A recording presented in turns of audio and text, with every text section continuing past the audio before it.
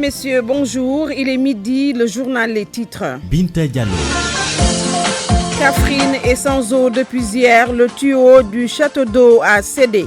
Souleymane Teliko réitère son appel à l'indépendance des magistrats. L'UMS, dont il est le président, est en assemblée générale ce samedi.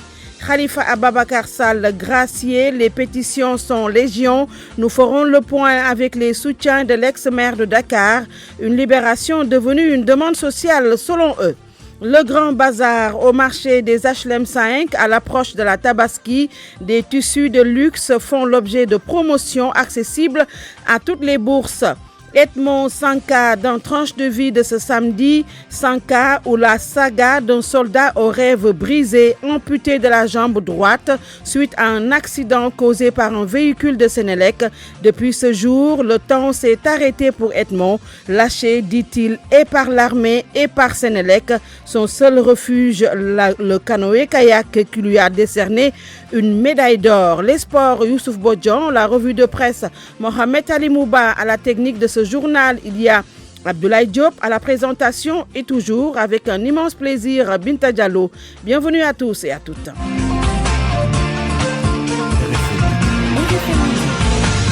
Binta Diallo. Je vous le disais dans les titres, Kaffrine est privée d'eau depuis hier. À l'origine, le tuyau principal du château d'eau qui a cédé, les populations obligées de faire des kilomètres pour aller chercher le liquide précieux.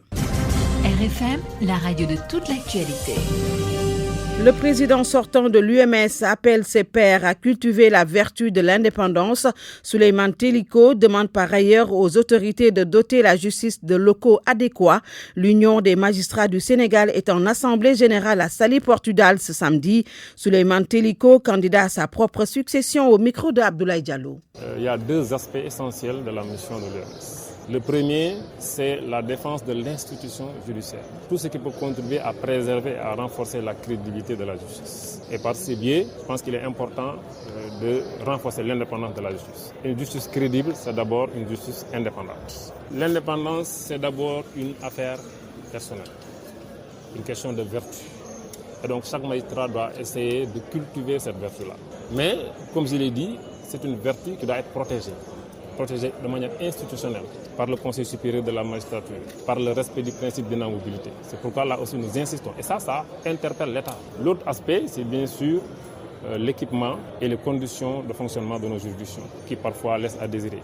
Il y a beaucoup de difficultés, il y a beaucoup de contraintes, et notamment les problèmes de locaux, comme le tribunal de grande instance de Pékin, comme la cour d'appel de Saint-Louis, comme beaucoup d'autres juridictions de l'intérieur. Là aussi, c'est pourquoi nous avons insisté sur cet aspect-là, pour qu'on dispose de locaux adaptés qui soient à la mesure de la mission qui est confiée à la justice. Parce que le premier contact que le justiciable a avec la justice, c'est d'abord les locaux. Quand il voit des locaux qui ne sont pas adaptés, qui sont exigus, il peut avoir une mauvaise impression, une mauvaise perception de la justice. Souleymane Teliko, le président sortant de l'UMS, candidat également à sa propre succession. Les propos de ceux du magistrat ont été recueillis par Abdourahmane Diallo. Libération de Khalifa Ababakar Sall de plus en plus agitée. Des pétitions sont initiées pour que l'ex-maire de Dakar soit gracié. Une libération qui est à la limite devenue une demande sociale selon les souteneurs de Khalifa Sall. Pabès Diba. Alors que l'éventualité d'une grâce présidentielle est de plus en plus agitée pour Khalifa Sall, la pétition pour sa libération poursuit son petit bonhomme de chemin. Ses initiateurs expliquent que plus les signatures sont nombreuses, plus Macky Sall sera sensible à la situation de l'ex-maire de Dakar. Abou Diallo dirige le Front citoyen pour la libération de Khalifa Sall. Il s'agit d'une demande sociale et une exigence citoyenne. Plus de 200 000 signataires réclament la libération et la levée de l'otage politique.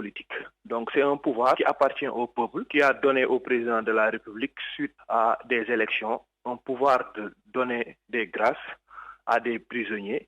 Sur le cas Khalifa Ababakar Sall, qui a subi une injustice, les Sénégalais pendant 2 mois ont fait des pétitions pour demander à Khalifa Ababakar, au président de la République de libérer Khalifa Ababakar Sall. Macky Sall peut être sensible parce qu'il est le serviteur du peuple. Donc c'est le peuple qui lui a délégué le pouvoir. Les femmes de l'opposition ne sont pas en reste dans le combat pour la libération de Khalifa Sall. Le professeur Amsatou Sow Sidibé, qui en fait partie, estime que la place de l'ex-maire n'est pas en prison. Il doit être libéré. Voilà pourquoi nous nous battons depuis plusieurs mois. Il doit être libéré. Sa place n'est pas en prison. Et je trouve qu'il y ait autant de détenus politiques au Sénégal, c'est une honte. Une autre femme qui s'investit pour que Khalifa Sall recouvre la liberté est celle qu'il a remplacée à la mairie de Dakar. Soham Wardini avait, à l'occasion du lancement du dialogue national, plaidé pour son prédécesseur. La réponse servie à l'époque par le président Macky Sall ne semble plus tenir aujourd'hui. Pour moi, RFM, c'est la radio de la réactivité. RFM, partout, tout le temps. RFM, c'est la radio de toute l'actualité où vous suivez le journal à 12h05. L'aide au marché des HLM 5, c'est l'instant promo des tissus de luxe dont les prix sont devenus accessibles pour tous. Un grand bazar qui attire le marché est pris d'assaut par des acheteurs qui profitent bien de la baisse des prix.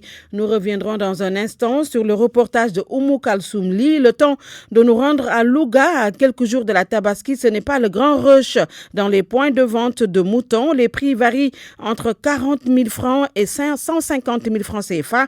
Les éleveurs rassurent tout de même, le marché sera bien approvisionné en moutons. Un tour à Tchorna, Abraham Paul Pouya. 13h, sous un soleil de plomb, point de vente de Tchorna, la majorité des éleveurs sont sous les tentes de paille. Pour échapper à la chaleur, Idika, courbé sur l'un de ses nombreux moutons, vérifie la corde attachée au pied. Selon lui, le marché est bien approvisionné. Les prix varient entre 150, 140, ça descend. On a 60, 70, mais il y a des petits moutons qui coûtent 40 000 francs. Deux autres éleveurs à côté évoquent surtout l'exigence des clients, généralement à vouloir marchander des moutons qui ne sont pas à la portée de leur bourse. L'aliment de bétail est trop cher actuellement. Mais nous faisons avec. Un client ne peut pas avoir 50 000 dans sa poche et vouloir acheter un mouton de 100 000 francs. Les éleveurs demandent aussi le respect des engagements pris lors du CRD pour l'opération de la Tabaski 2019. Pour l'aliment de bétail, la sécurité au loup, nous avons encore bien vu. On attend toujours. À une semaine de la fête de la Tabaski, au point de vente de Tchorna, ce n'est pas encore le grand rush, mais les éleveurs ont déjà annoncé la couleur. Selon eux, chacun peut se procurer un mouton selon sa bourse. Abraham Paul Pouilouga, Radio Futur Média. Par contre, au marché HLM 5, c'est le grand rush des tissus de luxe.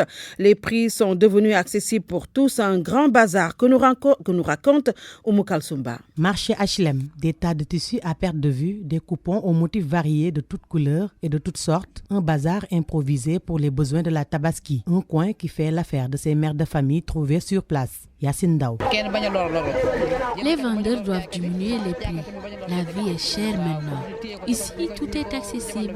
Nous, mères de famille, on peut être exclus, mais il faut tout faire pour que nos enfants soient contents. Certains vendeurs de tissus ont profité de cette période de fête pour écouler le maximum de produits que certaines bourses ne pouvaient pas se procurer. Mort. Les femmes doivent venir acheter pour non seulement se faire belles, mais aussi et surtout rendre heureux leur époux. Les tissus qu'on vendait à 15 000 francs, maintenant on les cède à 10 000 francs CFA. Le mètre varie entre 2 500 et 3 000 francs CFA. Regarde, les tissus qu'on vendait à 5 000, on est obligé de les couler à 1 500. Tout cela pour permettre aux femmes d'être élégantes le jour de la Tabaski. Kamatoulaye Djiba est venue acheter des tissus pour ses enfants. Elle invite les clients à profiter de ces tissus accessibles à toutes les bourses. Tout est accessible. Tu peux te procurer des tissus selon tes moyens. Par exemple, c'est brodé, ça coûte moins cher. Tu peux en acheter et l'amener chez le tailleur avec le modèle de ton choix. Avec ce bazar, certains commerçants en profitent pour réaliser des chiffres d'affaires importants. Abdul Aziz. Et là, j'avoue qu'on rend grâce à Dieu parce qu'on s'en sort. Là, nous sommes obligés de diminuer les prix pour permettre aux femmes de porter de nouveaux habits le jour de la Tabaski. À quelques jours de la fête de l'Aïd el-Kabir, les commerçants du marché des HLM ont trouvé la parade. Il s'agit d'écouler une partie de leurs marchandises à un prix bas et permettent aux familles de passer une bonne fête. Kalsoum qui a bien profité de la promotion au marché des HLM 5 Amour. 80% des travaux d'aménagement et de promotion de la station balnéaire de Pointe-Sarène ont été réalisés. Une annonce du directeur général de la SAPCO. Des bourses ont été attribuées par ailleurs aux jeunes de Malicounda. Abdourahmane Diallo. Pour lutter contre le chômage des jeunes et leur permettre de bénéficier des opportunités de la nouvelle station balnéaire de Pointe-Sarène, la commune de Malicounda et la SAPCO offrent 200 bourses aux jeunes de Niani et environ. Maguette Sen est le maire de Malicounda. Dans un an et demi, les premiers hôtels vont ouvrir. On ne va pas attendre l'ouverture de ces hôtels-là pour aller porter des brassards rouges pour réclamer des emplois. Nous voulons anticiper sur ça, former nos jeunes avec les meilleures écoles. Et l'objectif, c'est justement de former ces 200 jeunes-là qu'on aura choisi. Parce que c'est un projet assez coûteux, c'est 20 millions par année, mais la SAPCO s'est déjà engagée à nous subventionner pour 50% de ce budget. Une occasion aussi pour le directeur général de la SAPCO d'annoncer le début des travaux du projet Saraba, Maître Aliou Sow. Comme vous le savez, l'ancien club Adjana a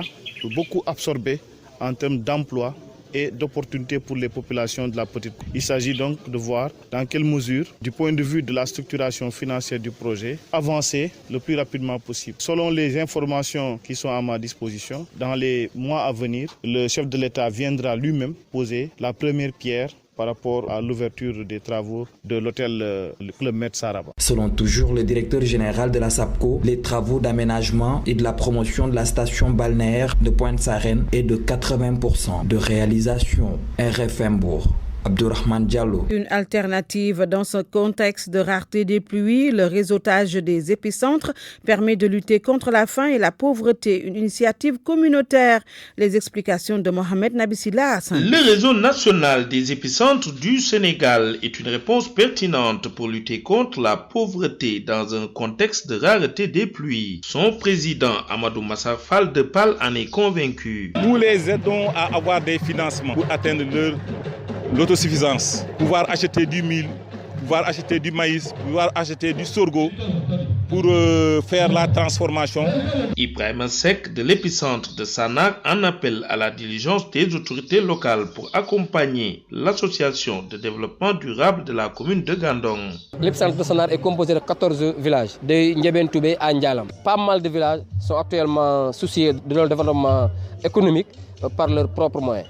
Les projets sont divers. Nous, on a pas mal de projets. Seulement, nous attendons les investisseurs, notre gouvernement local, la commune, pour que vraiment nous pourrons pérenniser ce qui a été acquis jusqu'à présent. L'épicentre de Sanar a atteint l'autosuffisance selon Libasso, chargé du programme suivi évaluation à Hunger Project. Depuis 2015, on a fait un plan d'évaluation et puis on basé sur un certain nombre d'indicateurs, sur 53 indicateurs. Sanar a atteint le seuil qui est de 80%, qui est le chiffre nécessaire pour atteindre l'autosuffisance.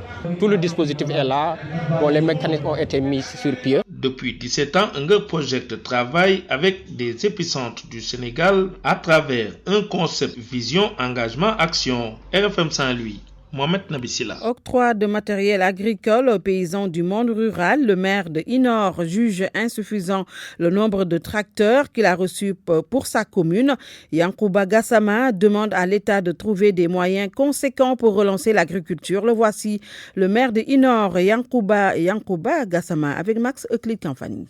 Ici, tu viens, tu n'as pas besoin de louer les terres pour travailler. On a demandé l'État depuis 5 ans pour nous donner un DAC communautaire ici. On vient de délibérer 5000 hectares, 5000 je dis bien, entre Canyon et Inor. Ça fait 5 ans on a signé des lettres de partenariat avec Prodac, rien ne bouge. L'État n'a qu'à mener des tracteurs ici, louer. On ne dit pas donner, mais louer. Bunkilin département, il laisse des tracteurs là-bas. Diakunda, il laisse des tracteurs là-bas. Il va à Tankon, il laisse des tracteurs là-bas. Celui qui a le moyen d'aller payer des tracteurs vient labourer, c'est toi. Tu vas. Il verra que d'ici 2 ans, les gens seront tranquilles. Moi, je vais pas, c'est toi pour te dire, donne-moi 1 kilo de riz. Allez, c'est lui, donne-moi 1 kilo de maïs. On sera tranquille. Mais tant que l'État ne combat pas ces 3 là, l'éducation, aider les communes, inscrit massivement les populations, l'agriculture. Il ne faut pas qu'on dise Sénégal est émergent. On pourrait aimer dans la rue, avoir Internet, bonne route, partout. Mais si on n'a pas avancé, on va tenter de faire comme les Gambiens disent, Bakouye. Bakouye, ça veut dire les gens qui rejoignent Mali, Niger, Agadir, Libye. Mourir ou gagner. Donc vraiment, je pense que ça, c'est un problème très, très difficile. Et la plupart des gens qui prennent des bateaux aussi, qui s'en vont, Nujangula, soi-disant talibés. Ce ne sont même pas des talibés. L'éducation là, même des retards ici. Yobna suma dom pour mu dem janga jara dara boko ne bindir ma ben lettre munu. Boko ne jangal ma ben lettre munu. En 60 ans d'indépendance, Sénégal doit censer les stratégies.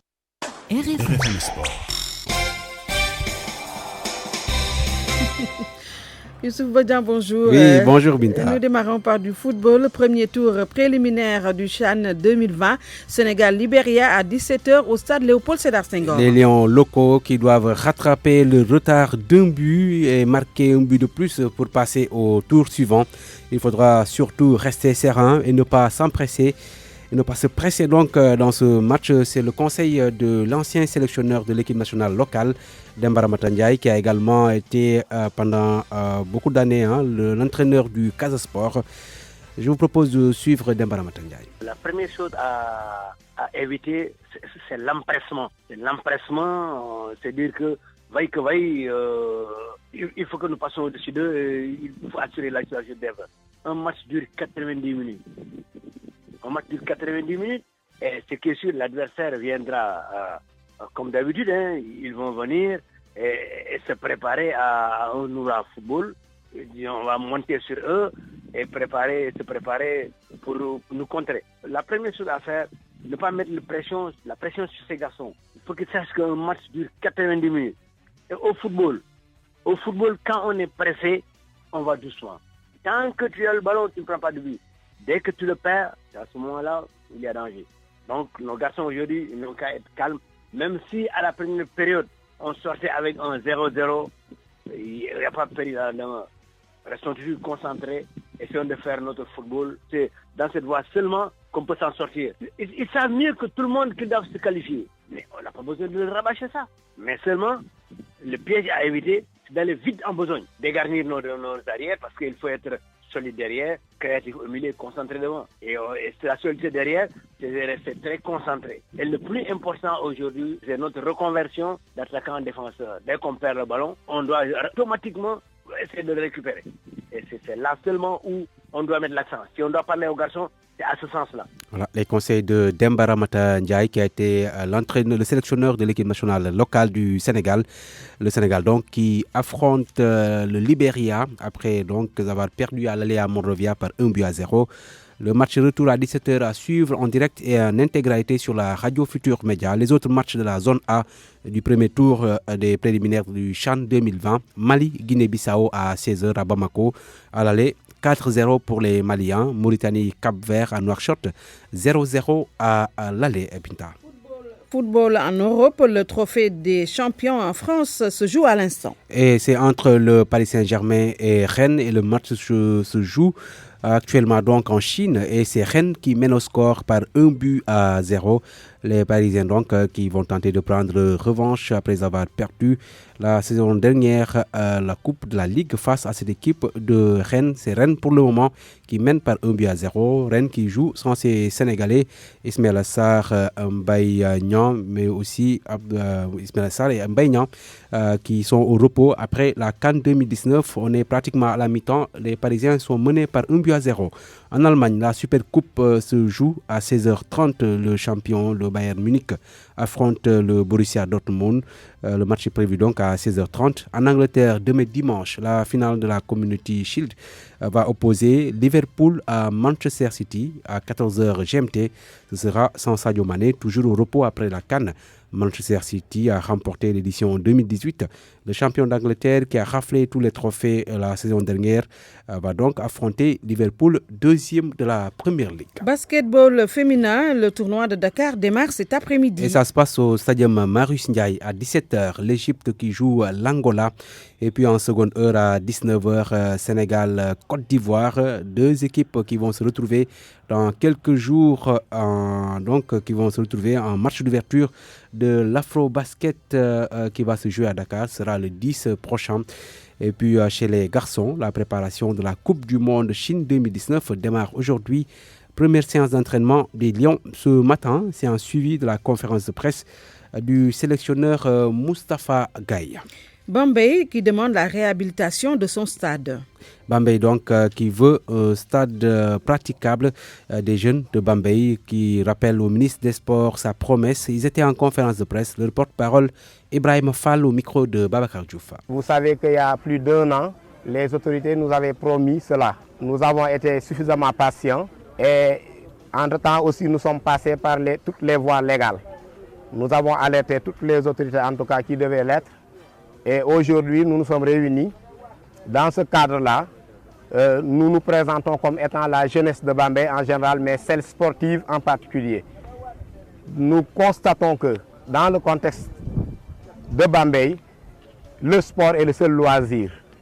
Et la jeunesse n'a que ce stade-là. Maintenant, pour ne pas être laissé en rade, nous avons pensé d'abord aujourd'hui, parmi les premiers paliers que nous devions poser, organiser ce point de presse qui a pour seul objet d'alerter les autorités en ce qui concerne la réhabilitation du stade municipal de Bambey. Pendant l'hivernage, chaque fois qu'il y a pluie, nous ne pouvons pas pratiquer notre terrain. Les instances ou les zones et ODCAV qui organisent également, à leur grande perte, sont obligés de reprogrammer des rencontres. C'était donc les jeunes de Bambey. Rappelez donc à la mi-temps le score entre PSG et Rennes 1-0 pour les Rennais qui avaient battu le Paris Saint-Germain en finale de la Coupe de France, qui pour le moment sont en train donc de mener. Et notez que Neymar n'est pas dans l'effectif du Paris Saint-Germain. Il n'est même pas sur la feuille de match. En revanche, Abdoulaye Diallo, la nouvelle recrue venue d'Allemagne, est dans la défense à côté de Marquinhos Binta Diallo. Merci beaucoup Youssouf. RFM, la radio de toute l'actualité. Tranche de vie, Edmond Sanka, dans Tranche de vie de ce samedi, Sanka ou la saga d'un soldat aux rêves brisés, amputé de la jambe droite suite à un accident causé par un véhicule de Sénélec. Depuis ce jour, le temps s'est arrêté pour Edmond, lâché, dit-il, et par l'armée et par Sénélec. Son seul refuge, le canoë-kayak, qui lui a décerné une médaille d'or. Salimata Aou l'a rencontré. Mais on est dit, boy, c'est un handicapé. C'est normal. Nous, nos armées, ils ont abandonné.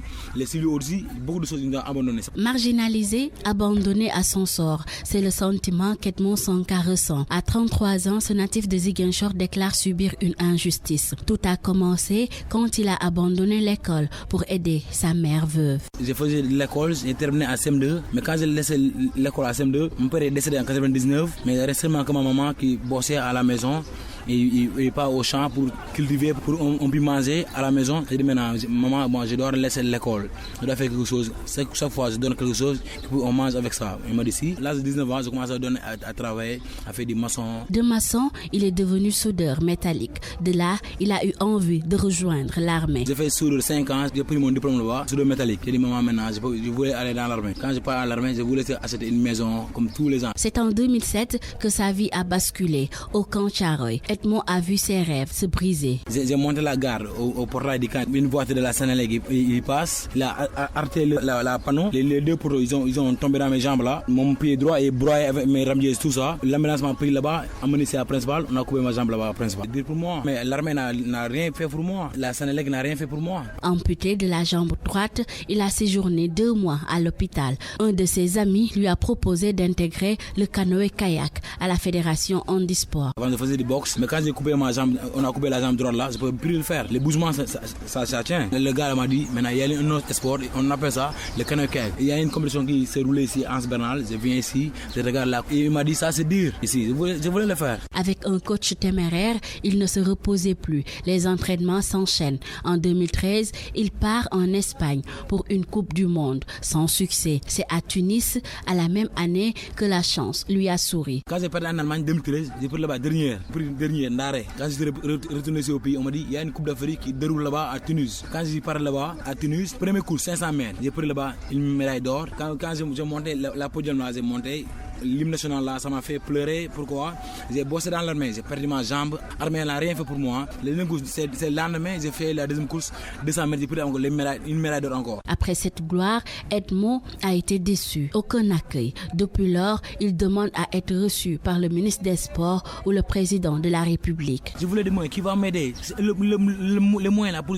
Maintenant, moi je suis grand maintenant. Je voulais mes médailles encore ici, olympique, une autre fois au Sénégal. Mais j'ai parlé au président de la République, Macky Sall. Il nous reçoit, il fait tout ça. Sa fédération lui a tourné le dos après une erreur de sa part. Une erreur qu'il a commise car il n'avait pas le choix, dit-il. Mais il y a une course qui doit arriver fin 2019, une coupe du monde en Allemagne.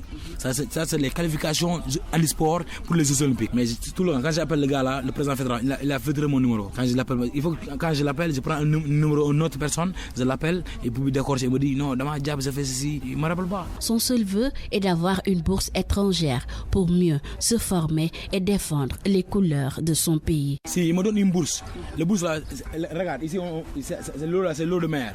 Mais quand il va à une compétition internationale, là c'est les laguines. L'eau de laguine c'est plus lourd, rapide. Mais là-bas les laguines c'est comme des piscines.